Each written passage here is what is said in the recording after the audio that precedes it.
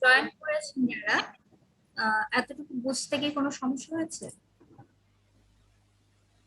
আমাকে একটু জানান যে জি না ম্যাম। আপনাদের বুঝতে কোনো সমস্যা হচ্ছে? জি না ম্যাম। জি না ম্যাম। ম্যাম আছেন কি?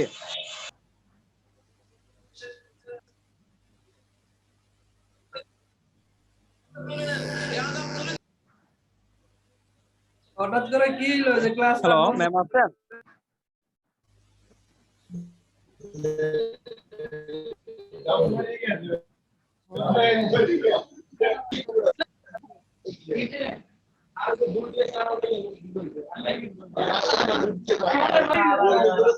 আরো কোনো প্রশ্ন থাকে এতক্ষণ যতটুকু বুঝিয়েছি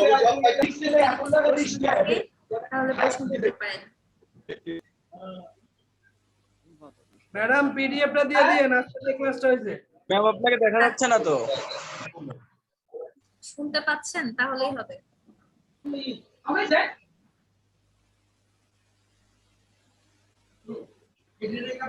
ম্যাম আজকের পিডিএফটা একটু কষ্ট করে দিয়ে দিয়েন। দিয়ে দেবো বাবা, কিন্তু তার আগে ক্লাসটা শেষ করেন।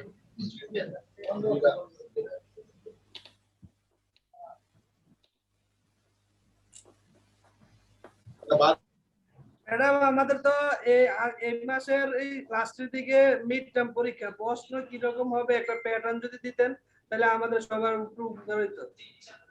আচ্ছা, আমি একটু সেটা বলছিলাম যে আপনাদের প্রশ্ন থাকবে হচ্ছে 4টা বা 5টা, যেখান থেকে 3টা আপনাদের অ্যান্সার করতে হবে, মানে 30 মার্কের প্রশ্ন হবে। তো সেই ক্ষেত্রে আমি যে সিলেবাস দিয়ে দিব, ইএলটির কথা আপনাদেরকে আগেই বলেছি। আচ্ছা, ইএলটির কথা বলেছিলাম যে ইএলটি থেকে প্রশ্ন আসবে কি, ডেফিনেশন আসবে, পার্থক্য আসতে পারে, কম্পারিজন আসতে পারে, দেন ক্যারেক্টারিস্টিক্স আসতে পারে। যেই প্রসেস এন্ড মেথডস আমি পড়িয়েছি সেখান থেকে আসবে, এর বাইরে থেকে আসবে। আর কি বলে জানো, ইমেল রাইটিং এর কথাও বলেছি যে এখান থেকে ডেফিনিশন আসবে, তারপর ইমেলের মানে আপনাদেরকে যেই শীটটা আমি দিয়েছি সেখানে যে যে টপিক গুলো আছে সেগুলোই আসতে পারে। আর রিপোর্টটাও তাই সেম, ডেফিনেশন, কি কি প্রকারের রিপোর্ট, এটসেট্রা এটসেট্রা। মানে আপনাদেরকে এক্সট্রা কিছু করতে হচ্ছে না, শুধুমাত্র বলেছিলাম যে ডেফিনিশন বা যেগুলো আছে নিজের মতো করে সাজিয়ে নেবেন। প্রশ্নগুলো কিন্তু যেভাবে আছে শীটে, সেই প্রশ্ন সেখান থেকে প্রশ্ন আসবে।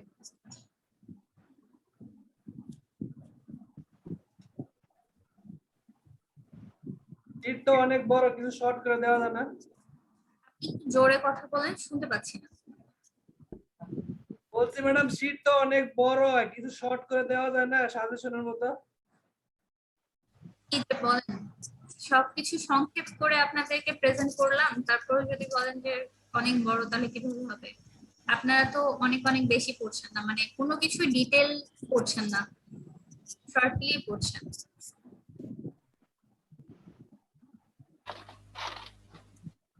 আচ্ছা, পার্টিসিপেন্ট স্যার কোথায়? কি ব্যাপার?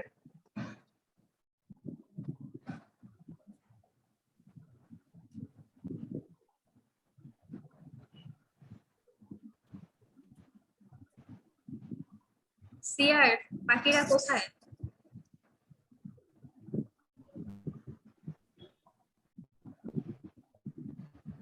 ম্যাম একবার হলো না, ওই জন্য ওই অনেকে করতে পারতেছে না। আচ্ছা, আমরা আবার শুরু করছি ক্লাস। করে নেন ম্যাম।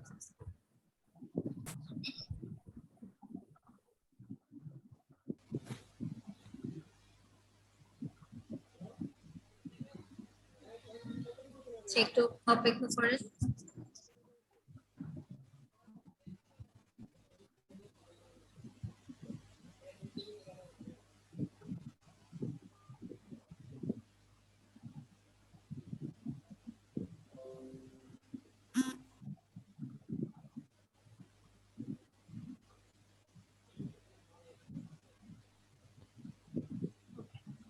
সো যেটা বলছিলাম, পাংচুয়েশন মানে আপনারা জানেন যে পাংচুয়েশন হচ্ছে আমরা যে লেখার শেষে যেসব বিরাম চিহ্ন ব্যবহার করে থাকি সেগুলোই হচ্ছে পাংচুয়েশন। সো বিরাম চিহ্নের ব্যবহার কিন্তু খুব বেশি ইম্পর্টেন্ট, বিশেষ করে যখন আপনি একটা ফর্মাল রাইটিং লিখবেন, তো সেক্ষেত্রে punctuation is very much important. You have to know which punctuation you are going to put or use and which is appropriate punctuation. So you should be very much careful about punctuation. So another one is approach. Approach means যে আপনি কিভাবে present করছেন বা আপনার প্রকাশভঙ্গি। Readability, অর্থাৎ একটা জিনিস যদি আপনি পড়ে বুঝতে না পারেন বা রিডার পড়ে যদি বুঝতে না পারে, তাহলে কিন্তু আপনার রিপোর্টটা তার যোগ্যতা হারাবে। অ্যাকিউরেসি, অর্থাৎ শুদ্ধতা, অর্থাৎ আপনার রিপোর্ট হতে হবে যতটুকু সম্ভব নির্ভুল। লজিক্যাল সিকোয়েন্স, অর্থাৎ আপনি যেই সম্পর্কে রিপোর্টটা লিখছেন সেটাকে আপনাকে লজিক দিয়ে সেটার ইম্পর্টেন্স আপনার বোঝাতে হবে, এবং আপনার যদি নিজস্ব কোনো অপিনিয়ন থাকে সেই সম্পর্কে, সেটা কতটুকু লজিক্যাল সেটা আপনাকে চিন্তা করে বা লজিক দিয়ে সেটা আপনাকে রিডারকে উপস্থাপন করতে হবে। And last one is proper form, যেটা বলছিলাম যে রিপোর্ট কিভাবে লেখা হয়, রিপোর্টের যে একটা স্ট্রাকচার আছে সেটা আপনাকে মেনটেন করতে হবে। এই যে স্ট্রাকচারটা, এই স্ট্রাকচারটা আপনাকে ফলো করে একটা রিপোর্ট লিখতে হবে, আদারওয়াইজ আপনার রিপোর্টটা কিন্তু যথাযথ হবে না। তো এই ছিল আপনাদের characteristics of a good report. এখানে হচ্ছে 10টা ক্যারেক্টারিস্টিক দেওয়া আছে, যেগুলো যদি আপনাদের মার্ক বেশি আসে, মানে কোশ্চেনে যদি দেওয়া হয় what is report, what are the characteristics of good report, তখন কিন্তু আপনার শুধু এই পয়েন্টগুলো না দিয়ে আপনি যদি এক লাইন করে ব্যাখ্যা করে দেন তাহলে কিন্তু বেটার। মানে আপনার যদি বেশি মার্কের কোশ্চেন আসে তখন এক লাইন করে সেগুলো লিখে দিবেন। এই জন্য বলেছি যে নিজেরা একটু কাইন্ডলি নিজেদের মতো করে নোট করে নেবেন, যে কথাগুলো আমি বলছি সেগুলো লিখে নেবেন। অর্থাৎ আপনাদেরকে এতক্ষণ বুঝিয়েছি what is clarity, what is punctuation. So এই জিনিসগুলোর ইম্পর্টেন্স গুলো এক লাইন করে বা 2 লাইন করে লিখে দিবেন। এখন আমরা একটু at a glance দেখি যে what is report. What is report? Clear and concise document. So report হচ্ছে কি একটা clear and concise document. Clear সম্পর্কে বলেছিলাম হোয়াট ইজ ক্ল্যারিটি, যে খুব স্পষ্ট ভাষায় লিখতে হবে। এন্ড কনসাইজ, কনসাইজ হচ্ছে যে সংক্ষিপ্ত, অর্থাৎ শর্ট রিপোর্ট। দেখেন এখানে একটা লিমিটেশন দেওয়া আছে 200 ওয়ার্ডস। একটা রিপোর্ট 200 ওয়ার্ডস এর মধ্যে হলে এটা একটা প্রপার রিপোর্ট হয়। What is the purpose of a report? Event or incident, কোন একটা প্রোগ্রাম হতে পারে, আবার কোন একটা ঘটনাও হতে পারে। ইভেন্ট অর ইনসিডেন্ট, এটা হচ্ছে purpose of a report. Report is written for, কিসের জন্য রিপোর্ট লেখা হয়? School news, journal and newspaper, এইসব জায়গায় আমরা রিপোর্ট গুলো পাবলিশ করে থাকি, বা এইসব জায়গায় পাবলিশ করার জন্য ওরা রিপোর্ট লিখে থাকি। হতে পারে school news, journal or news paper. Now points to remember while writing report, যে জিনিসগুলো একটা রিপোর্ট লেখার ক্ষেত্রে আপনাদেরকে মনে রাখতে হবে। A report should be written in past tense because we are writing a report of an event or incident that has already been happened or যেটা হচ্ছে অলরেডি ঘটে গেছে। That's why you have to write the report in past tense. Keep your microphone muted.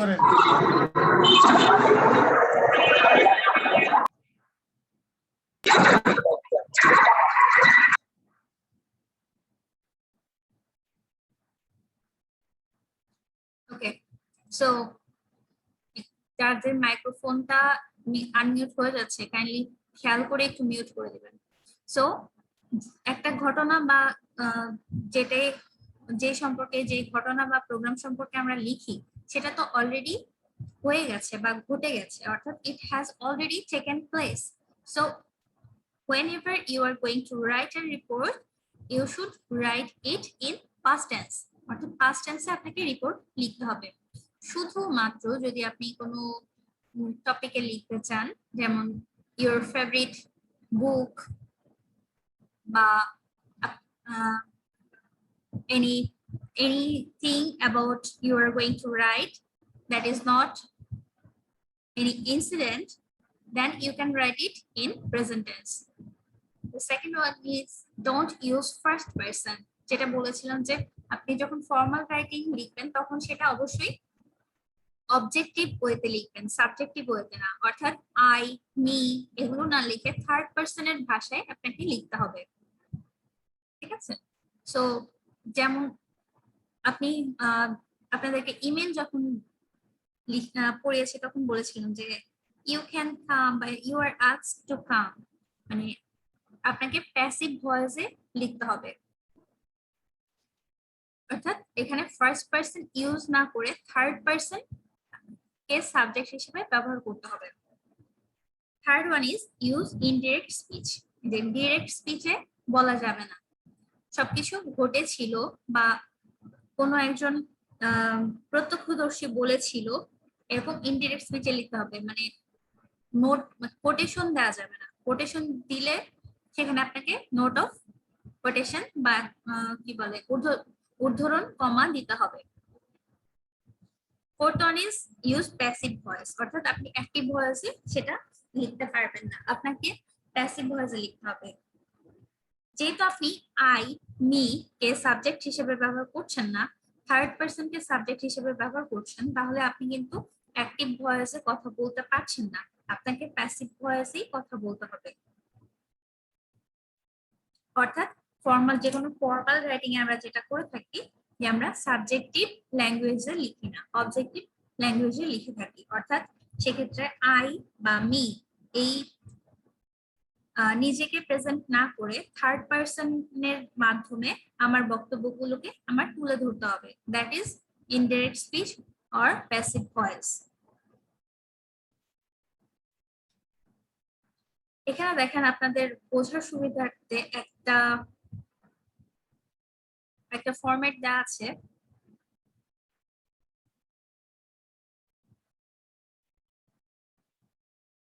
এখানে একটা report দেওয়া আছে উদাহরণস্বরূপ।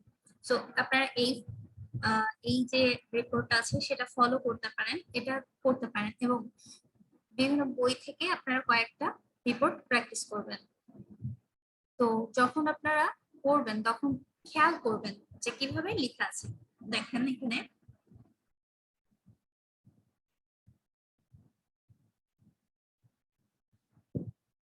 দেখেন হেডলাইনটা মিডলে দেওয়া আছে, একটা পেজের ঠিক মিডলে হচ্ছে হেডলাইনটা দেওয়া আছে। হেডলাইনটা কি আছে? A garment factory caught in fire in Savar. সাভারে একটা গার্মেন্টস ফ্যাক্টরিতে আগুন ধরেছিল। তার মানে আপনি দেখেন এখানে ঘটনাটাই কিন্তু বুঝতে পারছেন। কোথায় ঘটনা ঘটেছে? সাভারে। সাভারের কোন জায়গায়? একটা গার্মেন্ট ফ্যাক্টরিতে। কি হয়েছিল? আগুন লেগেছিল। তাহলে আপনি হেডলাইন বা টাইটেল থেকে কিন্তু বুঝতে পারছেন যে আপনার পুরো রিপোর্টটা কিসের উপর লেখা। তারপর এখানে দেখেন Sujan Ahmed, the name of the reporter. এখানে আপনি পার্সোনাল করেসপন্ডেন্স দিতে পারেন বা সুজন আহমেদ কে সাথে তার ডেজিগনেশনও লিখতে পারেন। It's up to you. আপনার যদি কোশ্চেনে লেখা থাকে যে আপনি একজন নিউজ রিপোর্টার, তাহলে হচ্ছে আপনি সেখানে লিখবেন পার্সোনাল করেসপন্ডেন্সেস। আপনার যদি নিজের নাম মানে আপনার যদি এরকম কোনো হিন্ট দেওয়া না থাকে সেখানে আপনি নিজের নাম, নিজের ডেজিগনেশন লিখতে পারেন। তারপর প্লেস, সার্ভার, ডেটটাও দেওয়া আছে, কোন ডেটে ইনসিডেন্টটা ঘটেছিল। তারপর এই যে দেখেন প্রথমে আমার যে লাইনটা দেওয়া আছে সেটা কিন্তু ইন্ট্রোডাক্টরি লাইন, যেখানে আমার মোটামুটি কোথায় ঘটেছিল, কিভাবে ঘটেছিল, কি ক্ষয়ক্ষতি হয়েছে মোটামুটি শর্টলি দেওয়া আছে, একবার পড়লেই বুঝবেন। তারপরে এখানে আপনার পরবর্তী ডেসক্রিপশন দেওয়া আছে, যে মূল ঘটনা এখানে দেওয়া আছে। তারপর এখানে হয়তো বা হয়তো এখানে কোনো রেফারেন্স দেওয়া নেই বা কোনো পাবলিক অপিনিয়ন দেওয়া নেই, কোনো কোটেশন দেওয়া নেই, কিন্তু আপনারা এখানে চাইলে অ্যাড করতে পারেন। যেমন ধরেন প্রাইস হাইক সম্পর্কে যখন আপনি রিপোর্ট লিখবেন, প্রাইস হাইক মানে কি? দৈনন্দিন জিনিসের দামের ঊর্ধ্বগতি। তো সেক্ষেত্রে আপনার যারা শপকিপার তারা কি বলছে, যারা সেলার তারা কি বলছে, যারা বায়ার তারা কি বলছে, তো এরকম ভাবে আপনার কিন্তু কিছু মানে কিছু হচ্ছে ওপিনিয়ন, পাবলিক ওপিনিয়ন আপনাকে কোটেশন আকারে লিখতে হবে, বা কোটেশন আকারে লিখবেন না, আপনি হচ্ছে ইনডিরেক্টলি লিখবেন। যেমন ধরেন একজন ক্রেতা বলেছে যে আমাদের দৈনন্দিন জীবনে এই দ্রব্যমূল্যের ঊর্ধ্বগতি খুব বেশি প্রভাব ফেলছে বা জীবনকে দুর্বিষহ করে তুলেছে। সো এটা কি করলেন, আপনি কোটেশন আকারে না দিয়ে আপনি কিন্তু ইনডিরেক্টলি লিখলেন যে বলেছে যে তাদের ক্ষেত্রে এরকম হয়েছে। সো ডিরেক্টলি না দিয়ে ইনডিরেক্টলি দিতে হবে। সো এখানে আপনি কিছু কোটেশন ইউজ করতে পারেন। এবং লাস্ট ওয়ান ইজ কনক্লুশন। কনক্লুশনে হচ্ছে শেষমেশ কি হয়েছিল বা ঘটনার কোনো ওপিনিয়ন বা ঘটনার লাস্ট স্টেজটা এখানে আপনি বর্ণনা করতে পারেন। যেমন the government has already formed a 3-member inquiry committee to find out the cause of the fire। যে লাস্ট কি ঘটেছিল ঘটনা সেটা আপনি এখানে বর্ণনা করলেন, যে এটার একটা সলিউশন, এই যে ফায়ার ব্লাস্ট হলো তো সেটার সলিউশনটা কি সেটা কিন্তু এখানে তুলে ধরলেন কনক্লুশনে। এই হচ্ছে একটা রিপোর্টের স্ট্রাকচার। সো এখানে আপনাদের বোঝার আর কোনো সমস্যা আছে কিনা আমাকে প্রশ্ন করতে পারেন।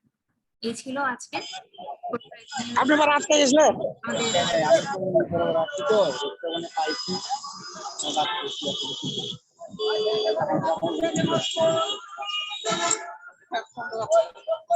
আরো বুঝতে সমস্যা হলে বলেন।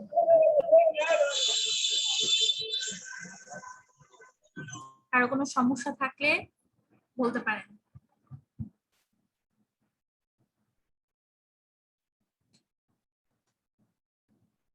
আনমিউট করে কথা বলেন। সবাই বুঝতে পেরেছেন? জি ম্যাম, বুঝতে পারছি।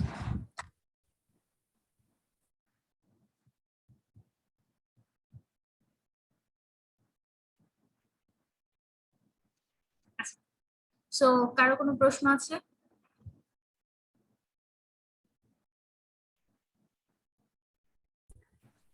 ম্যাম আমাদের এটা মানে যে সিলেবাসটা ওটা একটু আমাদেরকে একটু লিখে সিলেবাসটা আমি আপনাদেরকে গুগল ক্লাসরুমে দিয়ে দিচ্ছি লিখে, আর সাথে আপনাদেরকে মানে নেক্সট উইকের মধ্যে কয়েকটা রিপোর্ট আর কয়েকটা ইমেইলের কোশ্চেন আমি দিয়ে দেবো, যেগুলো আপনারা প্র্যাকটিস করবেন এবং ওখান থেকে আশা করি আপনাদের প্রশ্ন উত্তর পাবেন। ঠিক আছে? যদিও সেটা উচিত, তারপর আপনাদের সুবিধার্থে আমি সেটা করছি। ওকে, আর কোনো প্রশ্ন, কোনো query?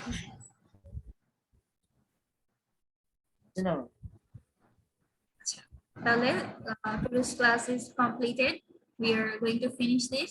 Take care, all of you. Stay blessed. Stay safe. Okay. Take care. Bye bye.